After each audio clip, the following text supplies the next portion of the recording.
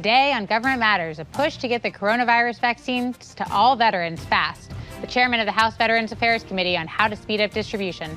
A new stimulus bill signed into law. A look at who's overseeing all of that government spending. And what the relief bill means for federal employees. The sick leave benefits you'll want to know about. Government Matters starts right now.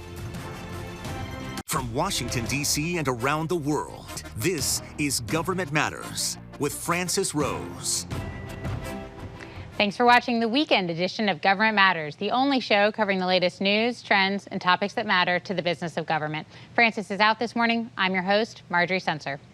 The House of Representatives just unanimously passed a new measure to expand the reach of the Department of Veterans Affairs in distributing the coronavirus vaccine. The new VA Vaccine Act would allow some caregivers and all veterans, even those who don't receive health care from the VA, to receive vaccines through the VA. Congressman Mark Takano is chairman of the House Veterans Affairs Committee. Thanks for joining me, Congressman. What spurred this legislation? What made you think that this was an important piece to get passed? You know, we were getting accounts of elderly veterans in their 90s. The last band of brothers who fought in World War II, who were being turned away from being vaccinated in Florida because they weren't eligible or enrolled in VA. The income was too high. Not all Americans understand that not all veterans receive their health care from the VA. You have to meet an income test or have some sort of service-connected disability or medical condition. And it was unseemly that we turned away someone in their 90s to get a vaccine. And so we, my colleagues and I, we got together on a bipartisan basis to create the Veteran Vaccine Act, which would give the Secretary of the VA the authority during a national emergency to administer vaccines to veterans, regardless of their eligibility for VA health care or whether they're enrolled in some other VA benefit. Do you have an estimate of how many veterans might benefit from this legislation? There are roughly 20 to 21 million veterans. About 9 million of them are actually enrolled in the VA for health care. So, you know, probably at least another 10, 11 million veterans would be eligible under this legislation. Yeah, a sizable number. And what about the caregiver piece? How would this legislation help them? Well, if their spouses, not spouses, but they have family caregivers, there's formal programs for caregivers. And so it makes sense for, you know, people with spinal cord injuries, veterans with spinal cord injuries, for their caregivers to be able to be vaccinated as well. That's why the Paralyzed Veterans of America and the Elizabeth Dole Foundation are strong advocates for this legislation, as are a range of veteran service organizations. I really hope the Senate will act quickly on passing this legislation, because we really do need the Secretary of the VA to have the discretion to extend vaccinations to veterans everywhere. I mean, there's varying degrees of progress, exciting progress being made in different communities where there are VA medical centers. I've heard that in Indiana, they are vaccinating at that VMAC, I think in Indianapolis, veterans as young as 18 years old. And that's very exciting. And I know my local VA in Loma Linda, I think the age was either 60 or 50. I want to be careful because I don't want to create a rush unnecessarily. But the VA has been one of the most effective and efficient vaccinators of all of the entities out there vaccinated. I got to give a lot of credit to the Veterans Health Administration. Dr. Stone has just shown tremendous leadership.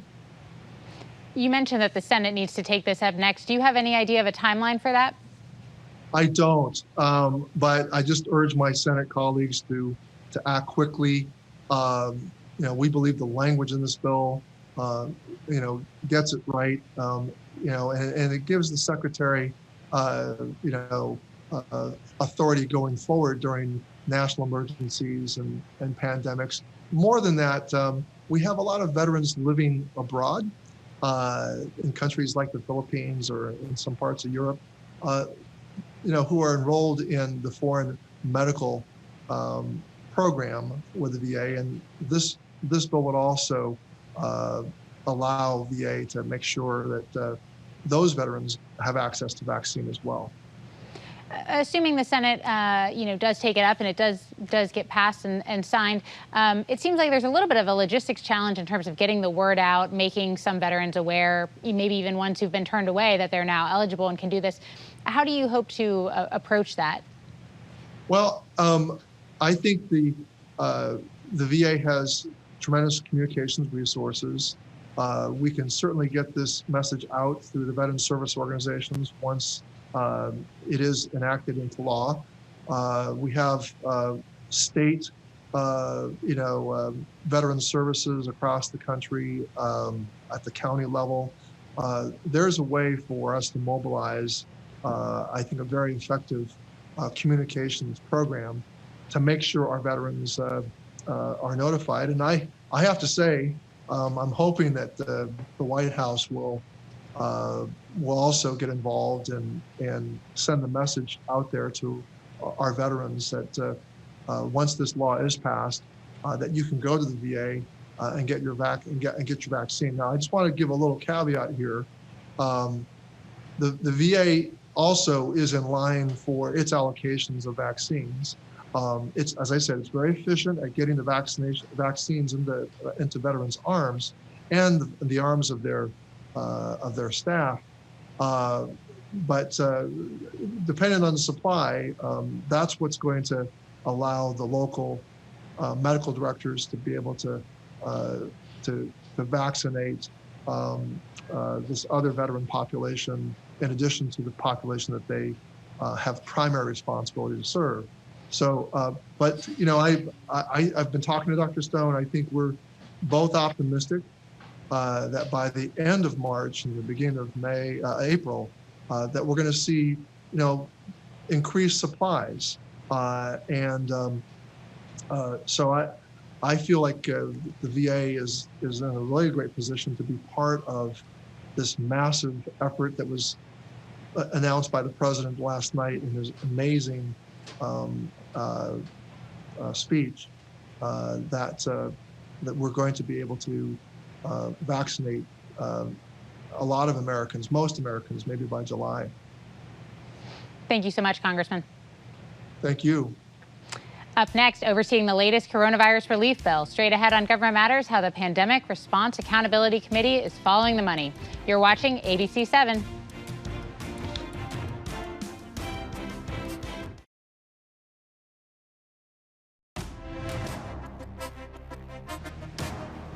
President Biden just signed the American Rescue Plan Act into law. The Pandemic Response Accountability Committee will oversee implementation of the latest coronavirus relief bill while continuing to try to reduce waste, fraud, and abuse in the CARES Act. Michael Horowitz is chair of the Pandemic Response Accountability Committee and Inspector General at the Justice Department. Thanks for joining me. Let's start by talking about how you've tracked spending so far. What have you put in place for the previous stimulus bills? So when the CARES Act was passed a year ago, which created the PRAC, we were obligated to set up within 30 days, and we did, a website. I hope the public goes there, pandemicoversight.gov, and it's there to allow the public to see where the money has gone. How's that money been spent? You can track it through to various degrees, depending upon the nature of the information that has been collected by the government, but it's the one place that people can go with complete data about how spending has been undertaken over the past year in the prior bills, which amount about $3.5 trillion in those multiple bills.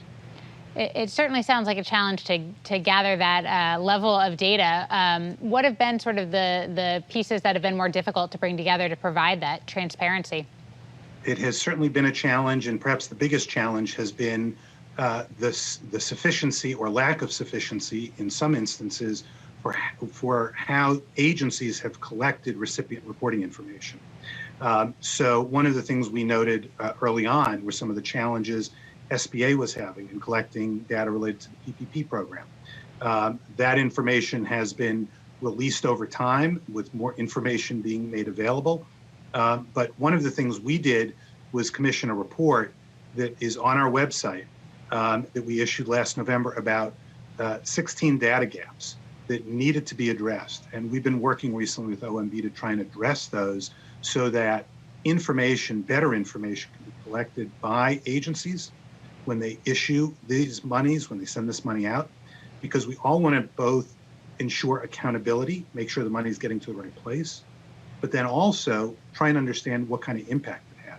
And you can't do that unless you know where the money went and how it was used. Absolutely. Have you made progress in addressing those identified gaps? So we've made progress in the last several weeks in working with OMB to try and figure out how to do that better. And we've undertaken on our own, for example, Treasury OIG, in connection with one of this funding streams, built a recipient reporting tool. And so you can go to our website and see that information. That's the Coronavirus Relief Fund, which was about $150 billion in the CARES Act and is $350 billion in the ARP bill that was signed yesterday by President Biden. And you can see that information down to the zip code level where that money went. And so that's the kind of information we want to make sure we can get to the public, but it's going to require working with agencies across the executive branch. And this is where OMB is critical to this effort, to make sure that kind of information is being collected so that we can report it out and the public can know where the money went. Will the committee then be able to use the framework essentially that you've put in place to track this new spending? It will, and one of the things that the bill signed yesterday does is it provides us with the funding we sought to also create what we're calling the Pandemic Analytics Center of Excellence, the PACE, so that we can create our own analytics tool that will allow IGs to leverage this data along with other data that's available to us as inspectors general to both inform the public about how the money has been used and whether it's been used well and had an impact, but also to ensure that there's accountability. And we're going to use all the tools we have available to us as IGs, and we have many, the most obvious being the criminal tool that you've seen so many reports about, unfortunately, about criminal cases being brought with our partners at other federal by other federal law enforcement agencies, and working with them, like the FBI and others, with the U.S. attorneys. But we also have the ability as IGs to work with civil division prosecutors, which we're partnering with, to look at False Claims Act and other ways to recover money, as well as use our suspension and debarment tools. So we're going to do all of those, and the funding we received in the most recent bill will help us build that analytics platform that'll help us advance those efforts as well. With just about 15 seconds to go, what do you think the timeline is for that platform? So it's going to be iterative. So we're looking to start building it out right away. Obviously, some of it will take more time than other parts. For example, we want to start promptly getting data sets available so that IGs can look across agencies and do the kind of cross-cutting work that we're intended to do as IGs. In other words, make sure that what's going on at SBA with PPP loans isn't being used in some way improperly through other means that we might be able to identify if we had, for example, various data in other agencies or in other organizations. And so we're looking to do that kind of effort as early as we can, while we continue to build a platform with other tools that we might be able to use that are perhaps more sophisticated and require greater effort before we can launch them. Thanks very much for joining me. Absolutely. Great to be here again.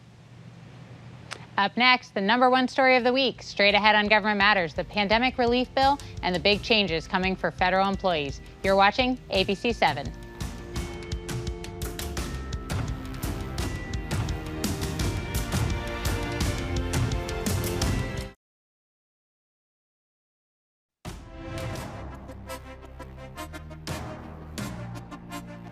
And now for the #1 story of the week. The latest pandemic relief bill gives federal employees up to 15 weeks of paid sick leave if they're affected by the virus, need to get a vaccine, or are caring for a child learning virtually. Here to break down the bill and what it means for federal employees, Terry Gerton is president and CEO of the National Academy of Public Administration. Angela Stiles is partner at Aiken Gump. She's a member of the Public Buildings Reform Board, and she's former administrator of federal procurement policy. Thank you both for joining me. Terry, let's start with you. What does the pandemic relief bill mean for federal employees in your view? Well, Marjorie, as you just stated, it provides paid family leave for individuals who are both either quarantined or affected by COVID, caring for students, children whose schools might be closed, or caring for someone who can't care for themselves. And the bill specifically also includes that same allocation for the Department of Veterans Affairs and the Department of Transportation Security Agency. So most federal workers are going to be covered by this. It gives them a lot of flexibility, and I think that's a really important feature. How much do you think that matters to federal employees? What do you think the benefits of that will be? Right, exactly. It's going to, first of all, give them some confidence, right, that they can take the time they need to keep themselves and their families healthy, and that's really important. So that's going to affect employee morale, employee retention, productivity, as you said, but most importantly, it's going to keep the workforce healthy, and that's a big piece going forward. Sure. Angela, what jumped out in the bill to you? What do you think are the most important provisions here? Well, I do think the pay, but you also have to remember there's a cap of $1,400 per week on the paid leave, which is significant to a lot of people. If you're making more than that amount per week, you won't be getting that full amount for your paid leave. But from my perspective, the most significant piece of the bill is the impact of the additional programs on federal employees. I have seen such a tremendous impact in terms of stress and additional work. New programs are being put out. There are expectations for federal employees to implement them quickly and accurately without fraud and with the same workforce that they already have. And I will tell you that it is a very difficult job with so many of them still working from home as well. The ones I've seen, the ones I've worked with on shuttered venues, and then there's a new Restaurant Act grant. And these are billions and billions of dollars. Even the Paycheck Protection Program put an incredible strain on the federal workforce.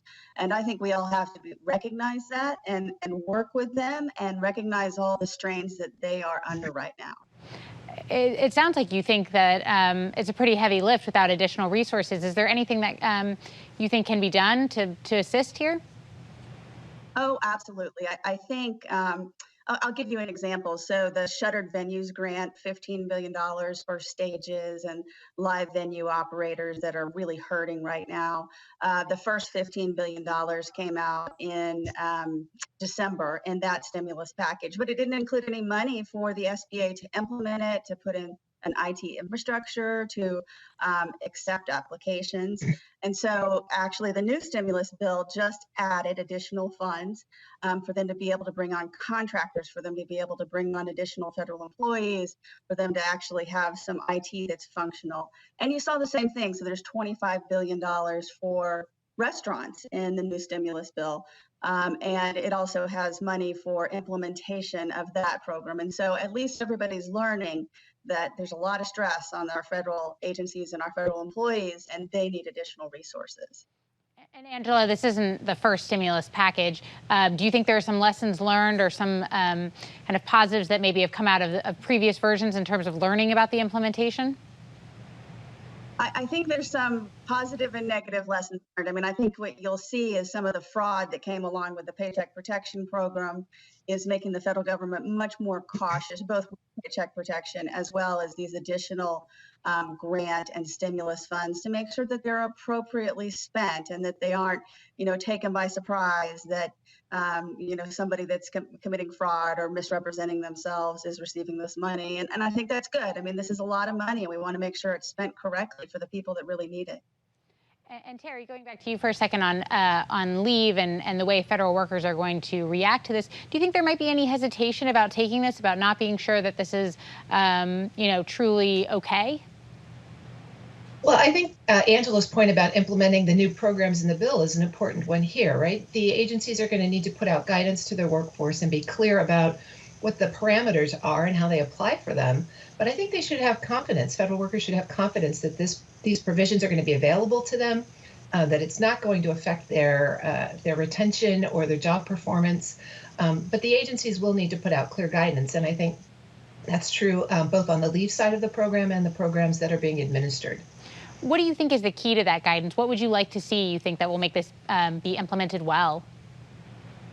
The guidance is going to need to be really clear. It's going to need to tell folks how to apply for it, how to document it, how to be clear on the provisions and how to inform their supervisors. So they're going to need to be putting out all of those kinds of rules, but it's not unlike any other kind of leave program that the government's used to. We just need to put out the clear guidance and communicate it clearly to the workforce. Angela, with just about 30 seconds left, I want to ask you also, what will you be watching going forward in terms of looking at how this will be implemented? I think the long-term impact on the federal workforce, you can't both ask them to get this done quickly with no additional resources and make sure it's done perfectly. And so I do worry about the long-term retention of many of our excellent career federal employees because, they've stuck it out through a lot in the past year. And my question is, how much longer can they actually keep performing at this level and want to stay in the jobs that they have? Thank you both for joining me. Thank you. Don't forget, if you missed an episode of Government Matters, you can find it on our website, govmatters.tv. For a preview of each newscast, sign up for our daily program guide right now by texting Gov Matters to the number 58671. I'm back in 2 minutes.